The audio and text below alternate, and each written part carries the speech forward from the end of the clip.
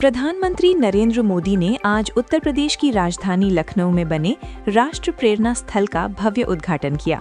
इस अवसर पर उन्होंने कहा कि ये स्थल देश के महान नेताओं और राष्ट्र निर्माताओं को श्रद्धांजलि देने के साथ साथ युवाओं को राष्ट्र सेवा की प्रेरणा देगा। पीएम मोदी ने अटल बिहारी वाजपेयी के योगदान को याद करते हुए कहा कि उनके विचार आज भी भारत की नीतियों की दिशा तय कर रहे हैं। कार्यक्रम में भारी जनसमूह मौजूद रहा और सुरक्षा के कड़े इंतजाम किए गए थे। प्रधानमंत्री ने इस दौरान उत्तर प्रदेश के विकास कार्यों की भी सराहना की और कहा कि डबल इंजन सरकार प्रदेश को नई ऊंचाइयों पर ले जा रही है। नाइजीरिया के माइदुगुरी शहर में एक मस्जिद के पास हुए भीषण बम धमाके ने पूरे इलाके को दहला दिया। इस हमले में कम से कम 7 लोगों की मौत हो गई, जबकि कई अन्य गंभीर रूप से घायल बताए जा रहे हैं। धमाके के बाद पूरे इलाके में अफरा तफरी मच गई और सुरक्षा बलों ने तुरंत क्षेत्र को घेर लिया।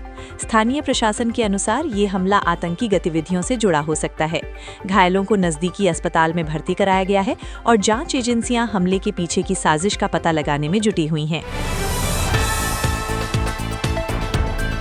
देश भर के फूड और क्विक कॉमर्स प्लेटफॉर्म से जुड़े डिलीवरी वर्कर्स ने 25 और 31 दिसंबर को ऑल इंडिया स्ट्राइक का ऐलान किया है।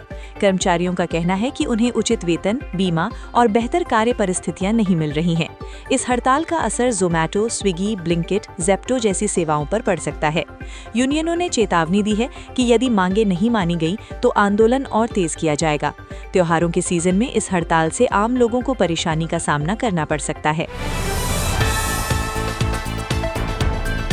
क्रिसमस के अवसर पर प्रधानमंत्री नरेंद्र मोदी ने देश और दुनिया के लोगों को शुभकामनाएं दी। उन्होंने अपने संदेश में कहा कि यीशु मसीह के उपदेश प्रेम, करुणा और भाईचारे का संदेश देते हैं, जो आज के समय में और भी प्रासंगिक है। पीएम मोदी ने कहा कि भारत विविधताओं का देश है और सभी त्योहार हमें एक दूसरे से जोड़ते हैं। देश भर में चर्चों में विशेष प्रार्थनाएं आयोजित की गई और सुरक्षा व्यवस्था को मजबूत रखा गया। देश भर में पूर्व प्रधानमंत्री अटल बिहारी वाजपेयी की जयंती के अवसर पर विभिन्न कार्यक्रम आयोजित किए गए। कई जगहों पर श्रद्धांजलि सभाएं और विचार गोष्ठियां हुई। वहीं दूसरी ओर क्रिसमस के मौके पर देश के अलग अलग हिस्सों में धार्मिक और सांस्कृतिक आयोजन देखने को मिले। सुरक्षा एजेंसियां अलर्ट मोड पर रहीं और किसी भी अप्रिय घटना से निपटने के लिए पूरी तैयारी की गई। उत्तर भारत के कई राज्यों में कड़ाके की ठंड और घने कोहरे ने जनजीवन को बुरी तरह प्रभावित कर दिया है। उत्तर प्रदेश, दिल्ली, हरियाणा, पंजाब और राजस्थान के कई इलाकों में तापमान तेजी से गिरा है और सुबह के समय दृश्यता बेहद कम दर्ज की गई है। कोहरे की वजह से सड़क, रेल और हवाई यातायात पर असर पड़ा है। कई ट्रेनों के देरी से चलने की खबर है। वहीं एक्सप्रेसवे और हाईवे पर वाहन रेंगते नजर आए। मौसम विभाग ने अगले कुछ दिनों तक ठंड और कोहरे के बने रहने की चेतावनी जारी की है और लोगों को अनावश्यक यात्रा से बचने की सलाह दी है।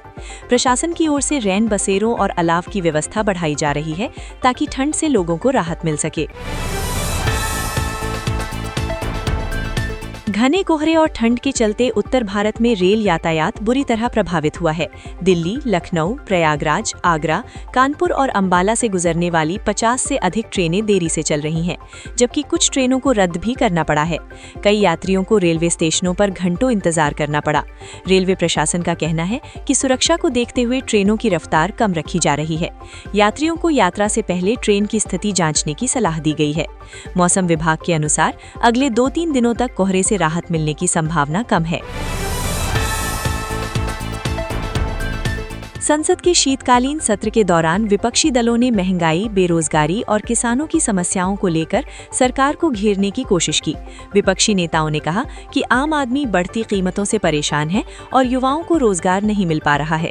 इस मुद्दे पर सदन में हंगामा देखने को मिला, जिसके चलते कार्यवाही कुछ समय के लिए स्थगित भी करनी पड़ी। सरकार की ओर से जवाब देते हुए मंत्रियों ने कहा कि अर्थव्यवस्था मजबूत है और रोजगार सृजन के लिए कई योजनाएं चलाई जा रही हैं।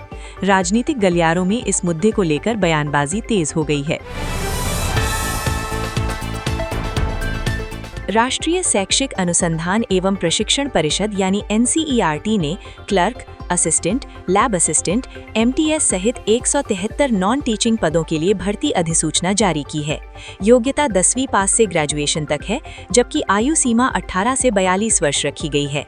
आवेदन प्रक्रिया ऑनलाइन ncert.nic.in पर चल रही है। ये भर्ती शिक्षा क्षेत्र में स्थिर सरकारी नौकरी चाहने वालों के लिए बड़ा अवसर है, जिसमें अच्छा वेतन और लाभ मिलेंगे।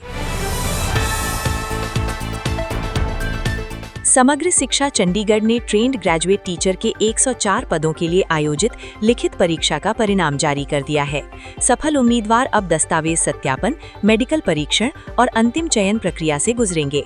ये भर्ती शिक्षक बनने की इच्छा रखने वाले ग्रेजुएट्स के लिए महत्वपूर्ण है, जिसमें सरकारी स्कूलों में स्थायी नौकरी का मौका मिलेगा। रिजल्ट आधिकारिक वेबसाइट पर उपलब्ध है।